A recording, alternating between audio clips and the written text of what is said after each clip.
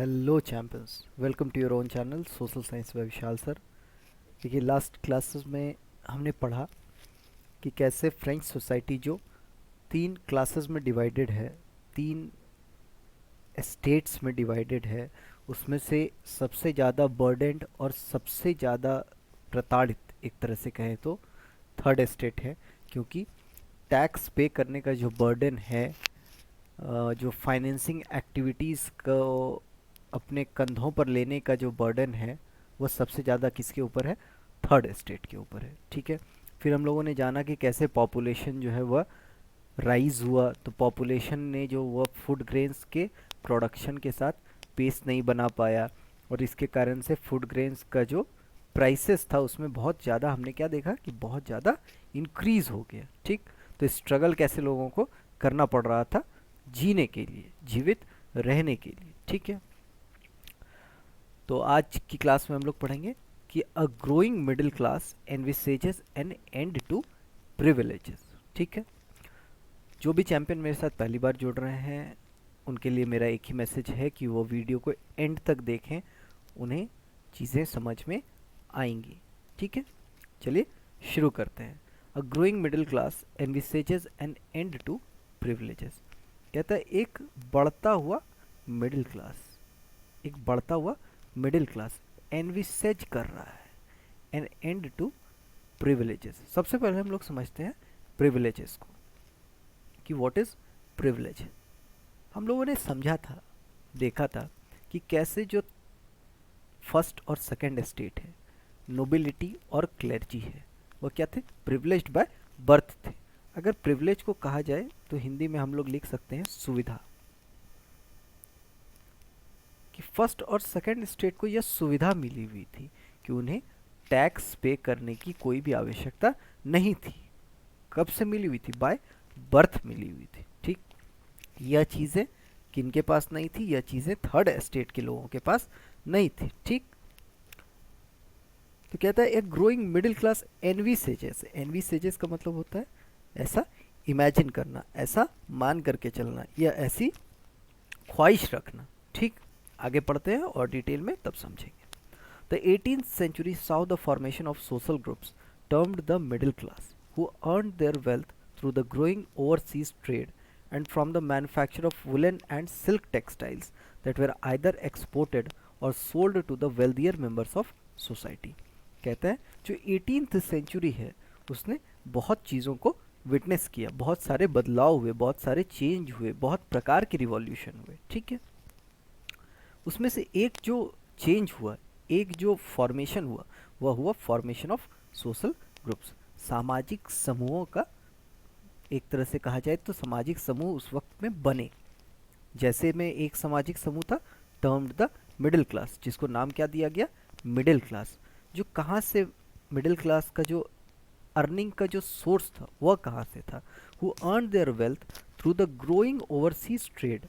जो कहाँ से कमाते थे? जो ग्रोइंग ओवरसीज ट्रेड था। ओवरसीज ट्रेड का मतलब होता है कि आप अपने देश के बाहर जो व्यापार करते हैं। ठीक। मान लिया जाए कि आपके देश में कॉटन बहुत अच्छा फाइनेस्ट क्वालिटी का प्रोड्यूस होता है। ठीक है। आप कॉटन को दूसरे देश में एक्सपोर्ट करते हैं, तो वो क्या हो गया? ओवरसीज का ट्रेड हो गया। ठीक। तो यह जो ओवरसीज ट्रेड हो रहा था और जो मैन्युफैक्चर हो रहा था उस वक्त वुलन और सिल्क टेक्सटाइल्स, मतलब वुलन और सिल्क जो मैन्युफैक्चर किया जा रहा था उसको या तो दूसरे देशों में एक्सपोर्ट कर दिया जा रहा था, या उन लोगों को बेचा जा रहा था, या वह लोग खरीद रहे थे जो वेल्दियर मेंबर्स थे दूसरे सोसाइटी के। मतलब मान लिया जाए कि फर्स्ट स्टेट के हों, सेकंड स्टेट के हों, या थर्ड स्टेट के हों, जो भी पैसे वाले लोग थे वह इन वुलन हो गया, सिल्क टेक्सटाइल्स हो गया, इन चीज़ों को क्या कर रहे थे? खरीद रहे थे। ठीक है। कहते हैं the third state had professionals like lawyers and administrative officials in addition to merchants and manufacturers. कहता है ये मर्चेंट्स और मैन्युफैक्चरर्स तो हैं ही हैं, जो बिजनेस करते हैं उनको हम लोग कहते हैं मर्चेंट्स। ठीक है। और जो मैन्युफैक्चर करते हैं, किसी भी सामान को बनाते हैं, जैसे पे यहाँ पर बात हुई है वुलन और सिल्क टेक्सटाइल की, तो वुलन और सिल्क टेक्सटाइल को जो मैन्युफैक्चर करते हैं उनको हम लोग मैन्युफैक्चरर्स कहेंगे। तो मर्चेंट थे, मैन्युफैक्चरर्स थे, उनके साथ साथ और थर्ड स्टेट में प्रोफेशनल्स भी थे, जैसे लॉयर्स थे और एडमिनिस्ट्रेटिव ऑफिशियल्स थे, मतलब जो प्रशासन से संबंधित लोग थे वह भी थे, और लॉयर्स भी थर्ड स्टेट पे थे। ठीक, कहता है professionals believed that no one should be privileged by birth. ये जो प्रोफेशनल्स थे, जैसे लॉयर्स थे, एडमिनिस्ट्रेटिव ऑफिशियल्स थे, यह मानते थे, यह बिलीव करते थे कि किसी को भी प्रिविलेज नहीं मिलना चाहिए बाय बर्थ, किसी को भी सुविधाएं बाय बर्थ नहीं मिलनी चाहिए। कोई भी ऐसा नहीं हो कि जिसने सिर्फ किसी सोसाइटी में जन्म लिया है, किसी एस्टेट में जन्म लिया है, किसी सेक्शन ऑफ द सोसाइटी में जन्म लिया है तो वह उसको प्रिविलेज मिल जाएगा, उसको सुविधाएं मिल जाएगी। नहीं, इनका यह मानना था, जो प्रोफेशनल्स थे इनका यह मानना था कि a person social position must depend upon his merit, कि एक इंसान का जो सोशल हायरार्की है कि समाज में किसी इंसान को क्या जगह दी जाएगी, वह इस पर निर्भर करना चाहिए कि उस व्यक्ति के अंदर में क्या मेरिट है, क्या क्वालिटीज़ है, क्या गुण है। उसके हिसाब से किसी भी इंसान को जो सोशल पोजीशन है वह सोसाइटी में मिलना चाहिए। ठीक, ऐसा किनका मानना था? ऐसा मानना था प्रोफेशनल्स का। ठीक, कहता है philosophers such as John Locke and Jean Jacques Rousseau believed that a society must be based on freedom and equal laws and opportunities for all। कहता है फिलोसफर्स थे, जैसे कौन कौन? जॉन लॉक थे और जीन जैक्स रूसो थे। इनका क्या मानना था? फिलोसफर्स जीन जैक्स रूसो और जॉन लॉक का मानना था कि एक समाज जो है, a society must be based on freedom and equal laws and opportunities for all.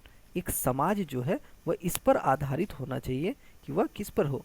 वह फ्रीडम पर हो, सभी के पास आज़ादी है, जो वह करना चाहें, जो पढ़ना चाहें, जिस भी धर्म को फॉलो करना चाहें, जो भी चीज़ें करना चाहें वह सब आज़ादी के साथ कर सके। एंड इक्वल लॉज, सभी के लिए जो लॉज है, कानून है, वो सभी के लिए बराबर होने चाहिए, सभी को बराबरी का अधिकार मिलना चाहिए, सभी को अपॉर्चुनिटी मिलना चाहिए, कि अगर हम लोग बात सेरिब्रल अपॉर्चुनिटी की करें, सभी को मिलना चाहिए, मतलब बराबर का अधिकार सबको होना चाहिए। ऐसा मानते थे जो फिलोसफर्स थे, जैसे John Locke and Jean Jacques Rousseau.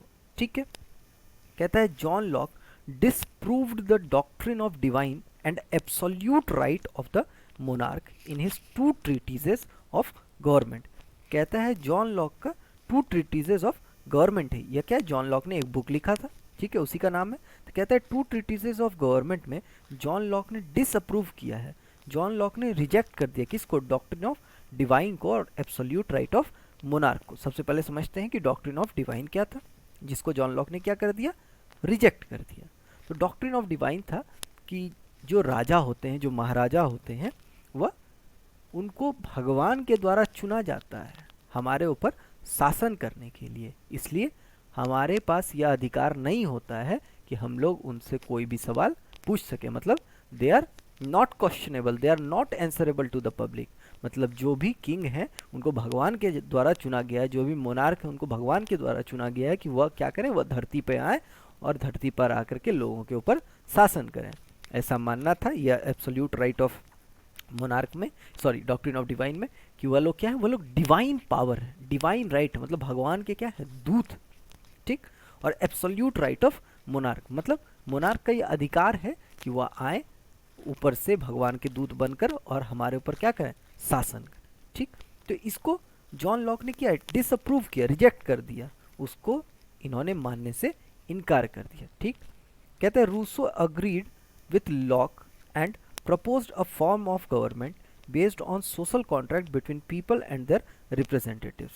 Rousseau जो है वह लॉक के विचारधारा से, लॉक का जो सोचने का तरीका था, जॉन लॉक का जो सोचने का तरीका था, जिसमें उन्होंने डिसअप्रूव कर दिया था डॉक्ट्रिन ऑफ डिवाइन और एब्सोल्यूट राइट ऑफ मोनार्क को, उसी सोच के जीन जैक्स रूसो भी थे।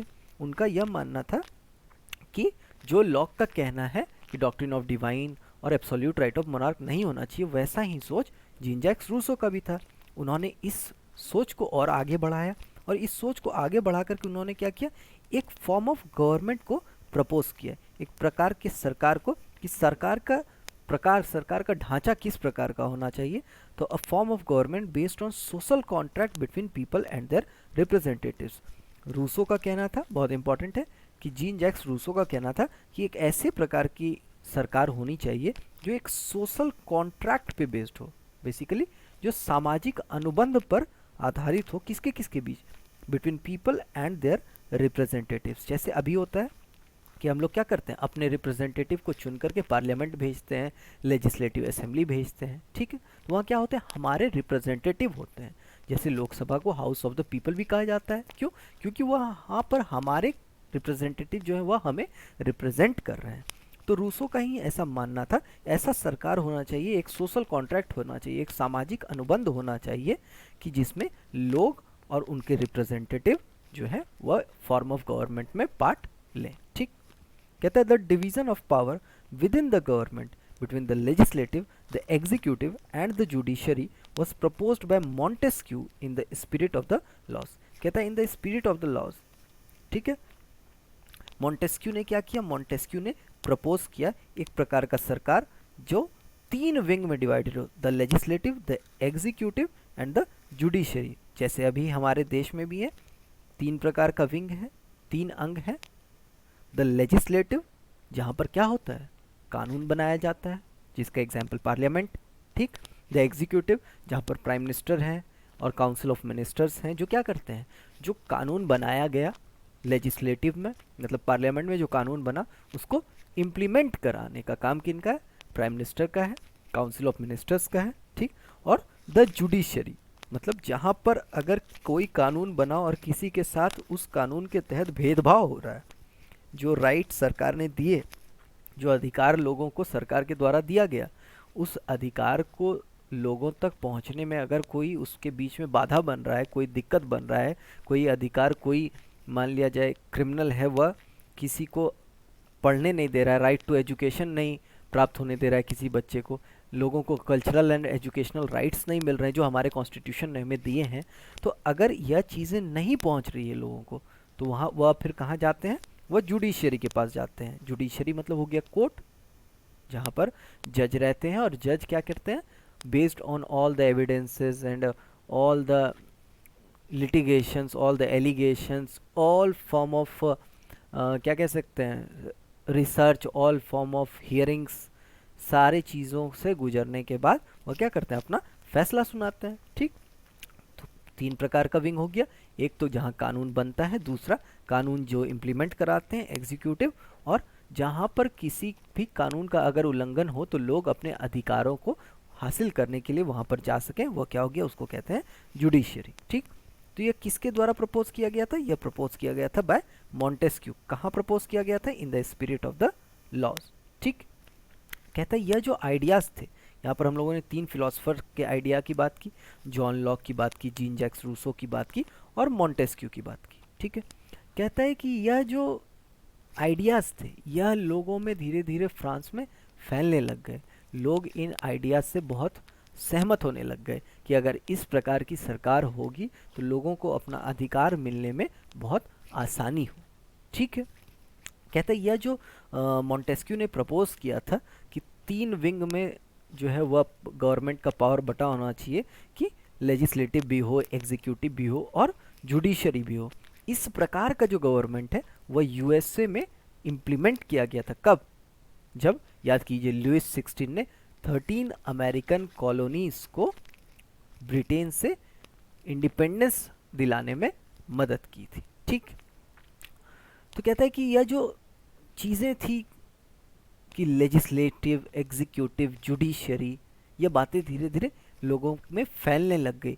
लोग जो है आपस में, जैसे हमारे यहाँ चाय की टपरी होती है उसी प्रकार से वहाँ पर कॉफ़ी हाउसेस हुआ करते थे, तो लोग वहाँ पर चर्चाएं करने लग गए। मैंने पहले भी कहा है, पहले की क्लासेस में भी, कि जब हम लोग सोशल साइंस पढ़ते हैं तो हमें अपने विजुअलाइजेशन कैपेबिलिटी को इन्हांस्ड मोड में रखना है, सोचते हुए चलना है, इमेजिन करते हुए चलना है। आपको दिखनी चाहिए जी, जो भी चीज़ें हम लोग क्लास में बात कर रहे हैं, जिन भी चीज़ों के बारे में, आपको वह चीज़ें अपने ब्रेन में आप इमेजिन करते हुए चलिए। आप इमेजिनेशन, आपका कैपेबिलिटी एकदम एक्टिव रहना चाहिए, ठीक है।